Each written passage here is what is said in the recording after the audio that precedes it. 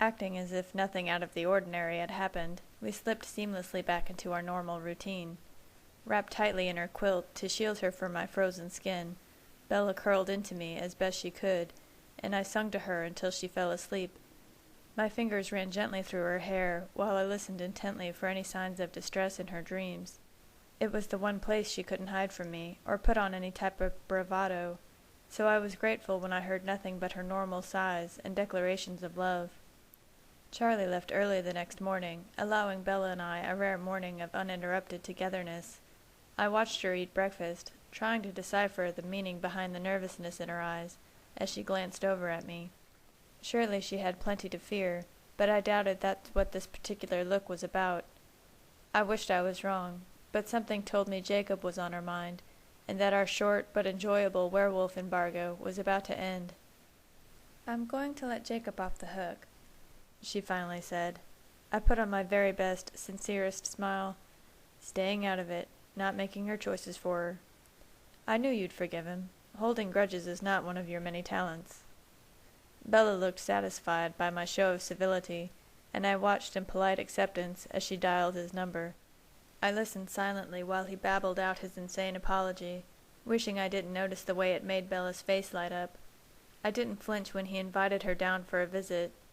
My careful facade remained fully intact, until he callously joked about making it up to her by taking her cliff diving. A low snarl ripped through me, and I was grateful I had opted to keep a bit of distance between myself and Bella. Clearly it was too low for her to hear, and I quickly reset the smile on my face. Bella looked at me warily before declining his invitation. "Not right now," she said sadly. "He's not thrilled with me, is he?"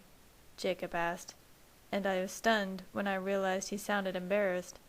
He must have known Bella would have told me exactly what he said. Perhaps he did actually realize how heartless and foolish she had been. "That's not the problem," Bella explained. There's this other problem that's slightly more worrisome than a bratty teenage werewolf." Couldn't have said it better myself, I thought, feeling rather proud of Bella. When he asked what was wrong, I heard her hesitation.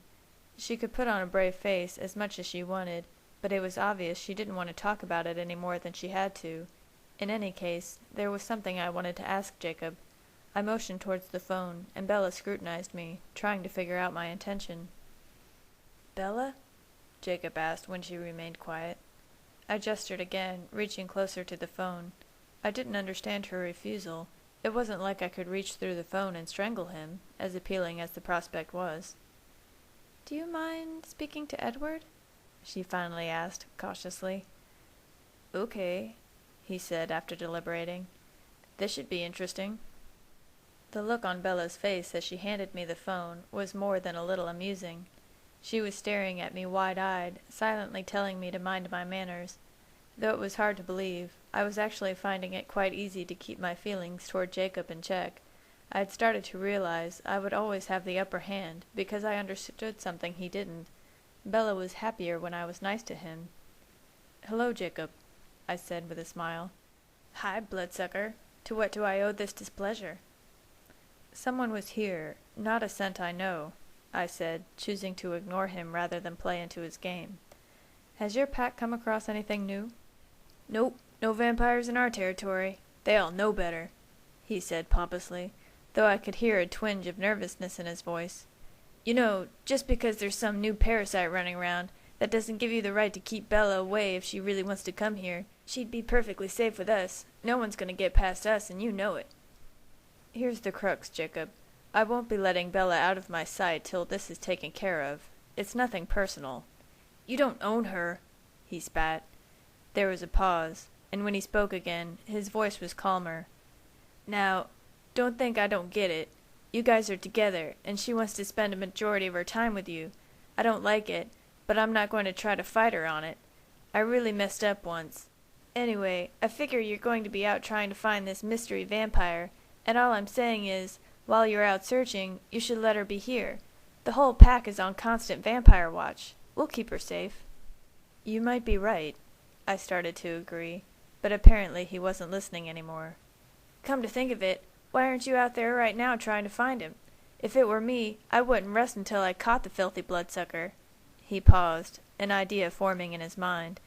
"In fact, if it's open season on vampires, what would you say to granting the wolves an all-access pass, if we happen to catch the scent while he's on his way to Forks? I could maybe talk to Sam about allowing you guys the same access if you caught his scent tracking him towards La Push.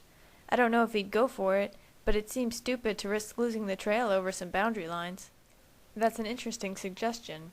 We're quite willing to renegotiate, if Sam is amenable." "I'll see what I can do.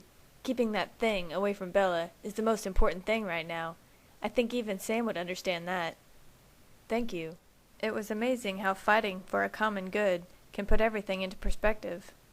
"So," Jacob continued, "when you're out tracking this thing, who's going to be with you? I mean, does Bella have enough bodyguards left over?" I thought about my promise to always have one of my family members with her during the short periods of time when I wasn't there.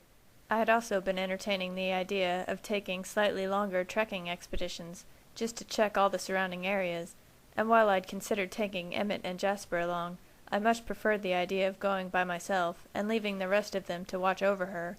Strength in numbers seems like the best way to go. I had planned to go alone, actually, and leave her with the others. "Oh, come on. If you're taking off, let Bella come stay with us. Then you can take the whole vampire hunting party if you want, and you don't have to worry about her. Like I said, we're on constant watch here. Nothing's getting through." I thought briefly about it, trying my best to ignore the sick feeling in my gut at the thought of willingly turning her over to the wolves' protection. But as much as I hated to admit it, he had a point. They were quite capable where tracking was concerned, and they wouldn't hesitate for 1 second to rip whoever it was into pieces. They might have even finished off Victoria if the issue of the boundary line hadn't come into play, and now we were working on making that line slightly less of an issue. "I'll try to consider it objectively as I am capable of," I said. "Hey, do you mind if I stop by there and catch a whiff of the leech's scent while it's still strong? It'd be easier to track him if I knew what I was looking for." "That's not a half-bad idea. When?" "The sooner the better. Now, if that's okay. I mean, if you can pry yourself away from Bella long enough for me to step in for a few minutes." I was well past being irritated with his childish mockery. We were taking steps toward finding the intruder. That's all that mattered. "No, that's fine. I'll take a chance to follow the trail personally anyway. 10 minutes. "And you'll be gone by the time I get there?" "Certainly." I turned the phone to Bella, who was watching me with expectant eyes. "Bella," I said, handing her the phone. "What was that all about?" she asked, the moment the phone was to her ear. I tuned Jacob out politely while he told her the plan. However, when Bella warned him not to do anything risky, I heard him laugh at the same time I did. My Bella. After all this time, she's still always worried about the wrong things. "You're coming up?" she said, after another minute. The excitement in her voice and eyes were impossible to miss. "Jake, I really don't like the idea of you tracking," she said worriedly, and I rolled my eyes. A moment later, she hung up the phone and turned to me, disbelievingly. "Yes, we're calling a temporary truce," I said gently. "Some things are simply more important than century-long rivalries." She was still watching me skeptically as I ran my fingers through her hair, stopping to rest my hand on her cheek. "Don't worry about us, Bella. Either of us. We're both fine and more than capable of handling this. All you have to do is keep yourself safe, and we're happy." I smiled as she relaxed under my touch. She truly was the most extraordinary creature I had ever met. Somehow, this beautiful girl was special enough to both vampires and werewolves that rules were being changed. Maybe it wouldn't last beyond this immediate threat, but I could feel a perceptible shift in the balance between our family and the tribe. As strange and unsettling as it may be, we were now fighting the same enemy, and that changed everything.